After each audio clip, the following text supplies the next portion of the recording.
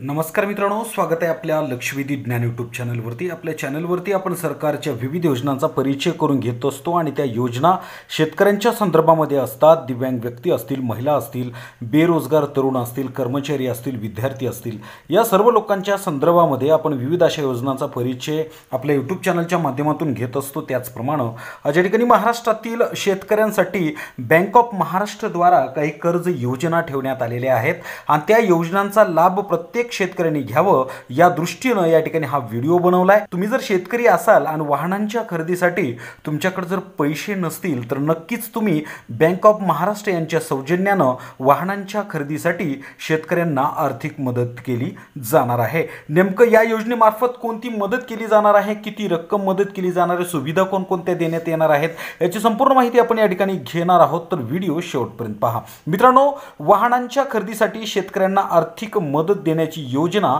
Launch केली आहे। नेमकं या योजनेला काय नाव देण्यात आले तर टर्म लोन सुविधा अशा प्रकारचं ATL नावाने ही योजना सुरू करण्यात आलेली आहे। नेमकं महाराष्ट्र बँकेमार्फत या योजनेचा उद्देश काय आहे तर नवीन वाहने जशी 2 व्हीलर्स असतील, 3 व्हीलर्स असतील किंवा कॅरेज, शेतकरी संचालनाचे पर्यवेक्षक, शेती मालमत्तेचे प्रभावी व्यवस्थापन आणि कृषी उत्पादन आदान प्रदान या गोष्टीसाठी तुम्हाला वाहनाची जर आवश्यकता असेल किंवा वाहतुकीसाठी वाहनाची आवश्यकता असेल तर नक्कीच तुम्हाला या योजनेच्या माध्यमातून वाहन घेण्यासाठी बँक ऑफ महाराष्ट्र यांच्या मार्फत कर्ज दिलं जाणार आहे। नेमकं या योजनेचा लाभ जर एखाद्या शेतकऱ्याला घ्यायचं आहे की मला 2 व्हीलर घ्यायचं आहे, मला 3 व्हीलर किंवा मला 2 व्हीलर घ्यायचं आहे, 3 व्हीलर घ्यायचं आहे असं जर त्या शेतकऱ्याला वाटत असेल तर या ठिकाणी पात्रता कोणती असणार आहे तर अर्जदार शेतकरी हा शेतीचा मालक असला पाहिजे, स्वतःच्या नावे त्याची जमीन असली पाहिजे आणि अर्जदाराने वैध ड्रायव्हिंग लायसन्स परवाना। जर एखाद्या शेतकऱ्याला जर वाहन घ्यायचं आहे परंतु त्याच्याकडे ड्रायव्हिंग लायसन्स असणं अत्यंत आवश्यक आहे। 2 व्हीलर किंवा 3 व्हीलर काही घ्यायचं असेल तर त्याच्याकडे त्याचा लायसन असणं अत्यंत आवश्यक आहे। त्याचबरोबर अर्जदाराचे किंवा कुटुंबातील कोणत्याही सदस्यास कोणत्याही बँकेकडे किंवा आर्थिक संस्थांकडे त्यांचा बोजा नसायला नको।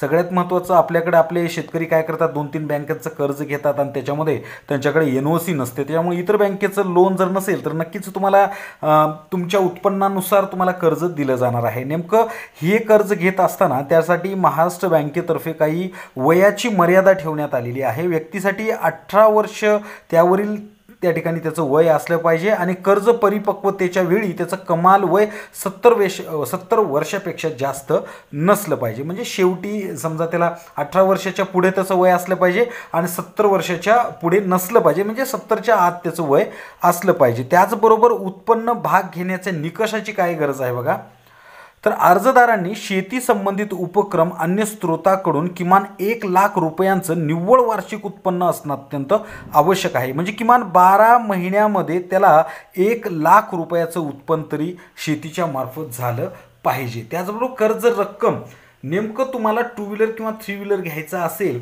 तर 1,25,000 रुपयापर्यंतचं कर्ज शासनातर्फे महाराष्ट्र बँकेतर्फे दिलं जाणार आहे। त्याचबरोबर वाहनाच्या किमतीच्या 25% आणि RTOचं शुल्क तुम्हाला स्वतः भरावं लागणार आहे, कारण तुम्हाला 75% लोन हे बँक देणार आहे आणि 25% लोन मात्र तुम्हाला भरावं लागणार आहे। नेमकं व्याज दर किती असणार आहे बघा, या ठिकाणी महाराष्ट्र बँकेतर्फे शेतकऱ्यांसाठी अत्यंत अल्प दर म्हणजे 1 रुपयापेक्षा कमी म्हणजे 75 पैसे व्याजदर या वाहन कर्जासाठी असणार आहे।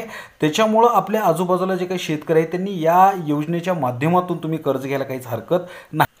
आता नेमकं या योजनेचा समजा एखाद्या शेतकऱ्यानं 1,25,000 रुपये कर्ज घेतलं तर परतफेडीचा कालावधी कसा असणार आहे तर परतफेडीचा कालावधी हा 5 ते 7 वर्षाचा बँकेमार्फत ठेवण्यात आलेला आहे। त्याच्यामुळं तुम्ही जास्त या ठिकाणी कालावधी वाढवू शकत नाही, परंतु एखाद्या शेतकऱ्याला वाटलं की मी कमी कालावधीमध्ये हे कर्ज फेडून टाकीन तर तो या ठिकाणी मात्र तो कमी या ठिकाणी आपला टेन्युअर किंवा आपला परतफेडीचं वर्ष करू शकतो। त्याच्यामुळं वार्षिक हप्ता घ्यायचा का 6माही घ्यायचा, काय घ्यायचा ते हे तुमच्या मनावर अवलंबून असणार आहे। आणि परतफेडीचा मुख्य किंवा नगदी पिकाचा हंगाम, क्रिया, उत्पन्न चक्र याच्याशी तुमचा दुवा साधला पाहिजे, म्हणजे तुमची रास किंवा तुमचं उत्पन्नाच्या वेळेस तुम्हाला कधी पैसे भेटतात या ठिकाणी त्यानुसार तुम्ही तुमचं या ठिकाणी कर्ज मंजूर किंवा तुमचा हप्ता ठेवू शकता। त्याचबरोबर अटी कोणकोणत्या, सगळ्यात महत्त्वाचं शेतकऱ्यांनी KYC करणं अत्यंत आवश्यक आहे, त्याचं खातं असायला पाहिजे।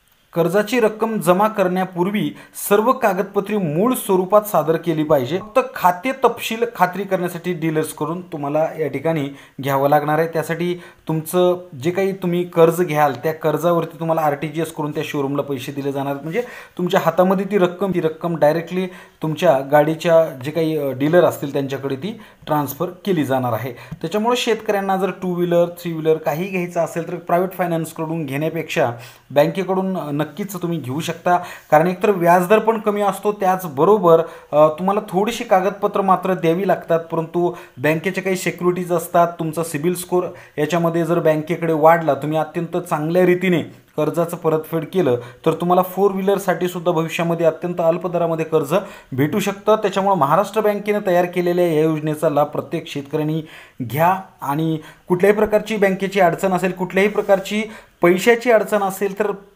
प्रायव्हेट सावकारकीकडून पैसे काढू नका, बँकांकडे जा, बँकेकडून कर्ज घ्या आणि आपला जे काही व्यवहार आहे तो अतिशय उत्तमरित्या ठेवा। हा व्हिडिओ इतरांना सुद्धा शेअर करा, जेणेकरून आपल्या आजूबाजूला असलेल्या गरजू शेतकऱ्यांना याचा नक्कीच फायदा होईल। हा व्हिडिओ जर आवडला असेल तर इतरांना सुद्धा शेअर करा। आपल्या चॅनलवरती जर तुम्ही नवीन असाल तर प्रथमतः आपल्या चॅनलला सबस्क्राईब करा। धन्यवाद।